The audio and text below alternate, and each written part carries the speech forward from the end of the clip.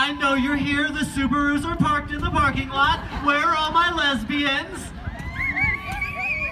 And uncharacteristically, I haven't heard from the gay guys yet. Usually they're the loudest at Pride. Where are all my gay guys? Awesome sauce. I'm so glad you guys could be here today. So I moved away from here, sadly, at the beginning of this year. During this ski season, though, I got to live with 3 lesbians. And guys, it is an interesting experience as a straight trans woman living with 3 lesbians. But I'll tell you the one thing I learned the most about living with lesbians. I really understand how those witches got hung back in Salem in 1860s. It explains so much. Because I really think a group of lesbians is just a coven. That's just a coven. Those witches in Salem, they weren't witches. Those were lesbians. Those were lesbians, and that's all that was. And so, I mean, like, it's just, you see them and they're always, like, I don't know if they're like getting ready to go on like a pride run, or like, are they gonna ride their bikes? Are they all gonna hop in their Subarus and go hiking? I just don't know. I learned a lot about living with lesbians while I lived with them this year. It was really fun. I want to talk today about visibility, and the theme I really want to keep important with you guys today is how to stay out of the closet once you're out of the closet. So this is, if you don't understand what I'm saying, basically it's very important to be seen. Pride is 1 month, but Pride should really be every day of your life. You should not be afraid to show people who you are every single day of your life. And there's an extreme importance to that visibility. There's an extreme importance to you staying out of the closet, not just for our LGBT youth, but just for all of LGBT in general. They just mentioned, if you're not ready to come out, who do you think helps you come out? It's those ones who are not afraid to stay out of the closet and show who they are. You are the ones that are paving the path for the ones to come out later on down the future. So it is very important to stay out of the closet once we are out of the closet. A little about me and how visibility and staying out of the closet helped me become who I was. Some of you guys, I'm 37 years old. I'm 37 years old. And a lot of you guys are like, no way. And I'm like, trust me, it's the hormones. They did wonders. A second puberty and I'm like a teenager again. But I did not come out. I didn't really know anything about being transgender until I was in my 20s. I did a lot of cross-dressing in high school. I was named the most spirited in my high school graduation class because I did powder puff cheerleading 4 years in a row. I'm the only student to do powder puff cheerleading 4 years in a row in my high school's history. And they were like, why do you do powder puff cheerleading 4 years in a row? I'm like, you let me wear a cheerleading skirt to school. I'm not spirited. I get to wear a skirt to school. Like, I didn't shave my legs for no reason. So it wasn't until I was in college that I really started to learn about what transgender was. And that became when Jazz Jennings in 2007 had an interview with Barbara Walters. Some of you guys may know this, some of you guys may have seen this on the YouTubes. But in 2007, Barbara Walters did an interview with Jazz Jennings, who was then 5 years old, and it was appalling that a parent would allow their child to live as the gender they identify as. And one of the questions Barbara Walters asked Jazz in this interview was, how do you know you're a girl? And Jazz just simply responded with, I just know. And I, for the first time at 23 years old, just knew. That was exactly the way I felt at that age. I just couldn't tell anybody. I didn't have a family like Jazz who was ready to listen and hear what I had to say and understand. So then at 23 is when I was like, I know, this is who I am. I couldn't be that person yet. My son, who's here with us today, had just been born. And I'm from Misery, Midwest Misery. And yeah, I said it right. And I have a drill sergeant for a father, a Bible-thumping mother. Being transgender was just not something I was allowed to do for so long, I thought. So even though I had learned about these things in college and I started to express myself, I moved to Vegas. I became a female impersonator. I did Britney Spears for 3 years in Las Vegas, which is where I get my name from. But anyways, that was all in secret. I never told any of my family about any of that stuff, what I did in Las Vegas. Then I moved home and I had to be a parent. I had to be a father. And I'll still say I'm a father because no matter what, I'm always my son's father. It doesn't matter what my gender is. I don't care what anybody says. I'm always going to be his father. So thank you. Yes, I'm a big proponent of like I'm a dad. Yes, I'm a dad, but I'm a prettier dad than most. And everybody forgets me on Father's Day. But the interview with Jazz Jennings was a huge eye-opening experience for me. It wasn't until 2010 that I first introduced myself as Brittany to someone.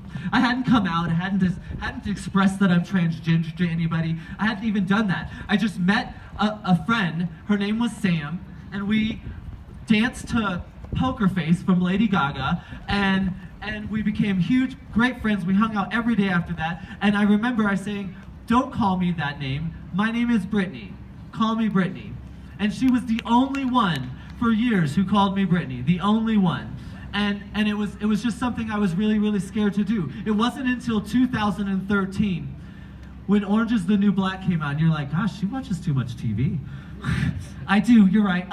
So when Orange is the New Black came out in 2013, if you've watched the very first season of that, you watch the character development of Laverne Cox's character, and you learn exactly how Laverne Cox's character got put into prison. And as I watched that, I had another aha moment. I'm like, oh my gosh, I've had these same thoughts. I didn't act on them, but I had these same things. I said, when I lived in Vegas, why don't I just keep that $100 I see sitting on that poker table that nobody's watching? I could use that to buy breasts for myself. I could do that. And so I'm like, wait a minute, I'm not alone. Why am I so afraid to tell people how I feel and who I am?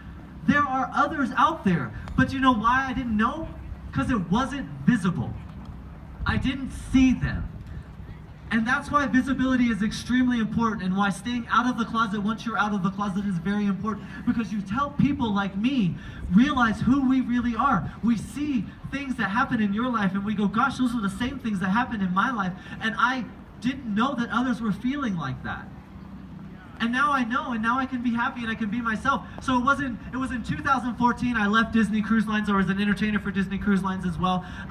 And I left Disney Cruise Lines in order to transition. And the very first person I ever told about who I really was my son. At the time, he was 8 years old. And I got a lot of flack for that, because they were like, how are you going to tell your 8-year-old son that you're not a boy, you're a girl? And I said, because my son loves me unconditionally.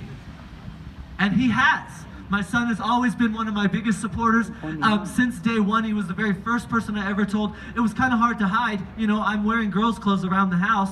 I'm going to the school as a school teacher during the day, looking in khaki shorts and a polo. I don't know what guys wear. You know, and then, you know, I would come home and I put on some comfortable freaking clothes. And he, you know, so he had an idea, but it wasn't until I was really ready to explain it to him that I sat him down and I said, look, this is something that's going to happen. How do you feel about it?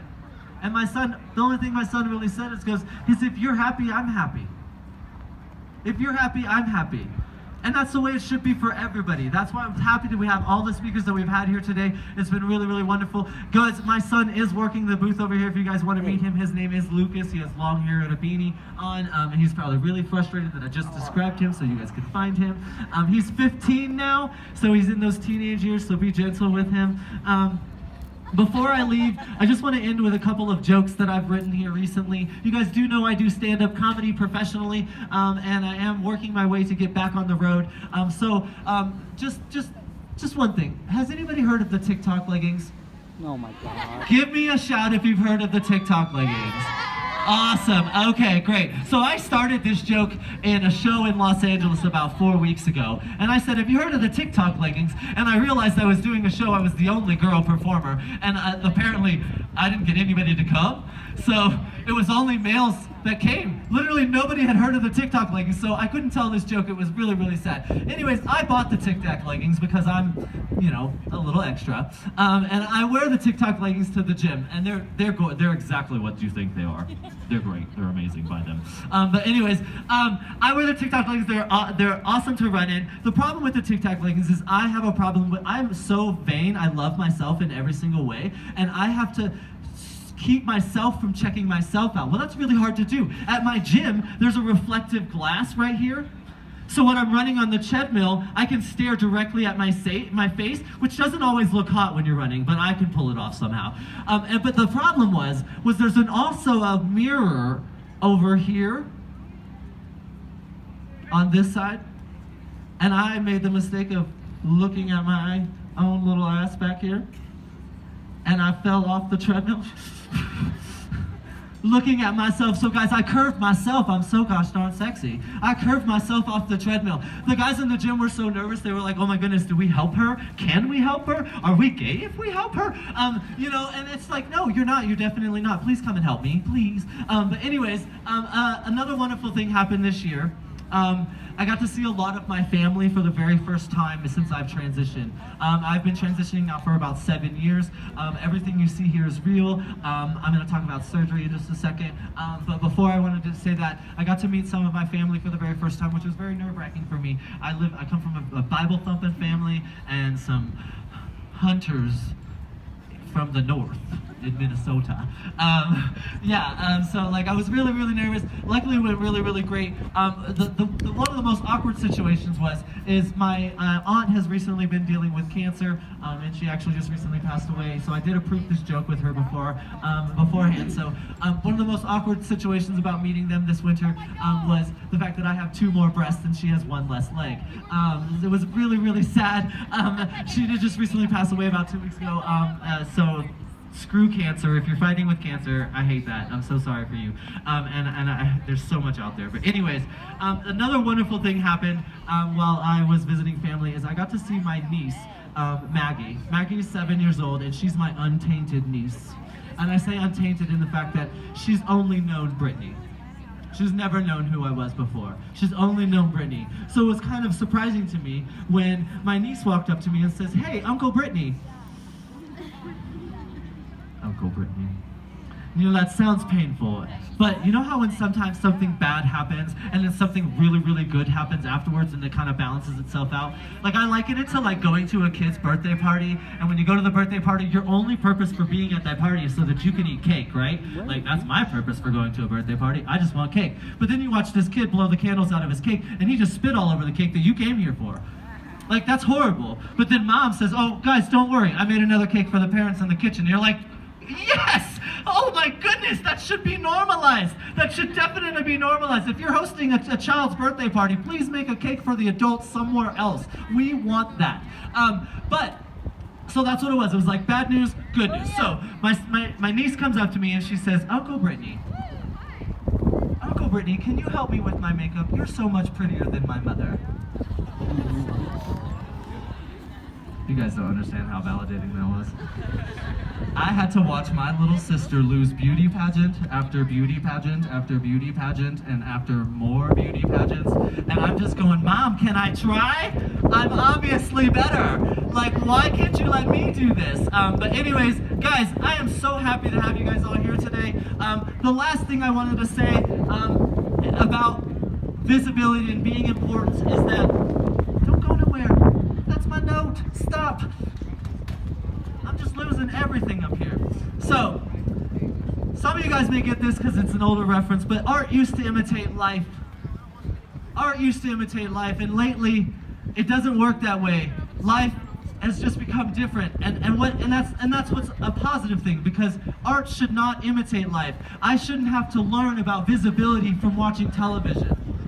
I should be able to learn about visibility by watching others live. Life should not imitate art. Our art should not imitate life. Life should imitate life. Life can only be lived in one way, and that's happy, peacefully, and loving. So everybody be visible out there, and just thanks so much for being here, guys. If you all hit that music, I can back away slowly.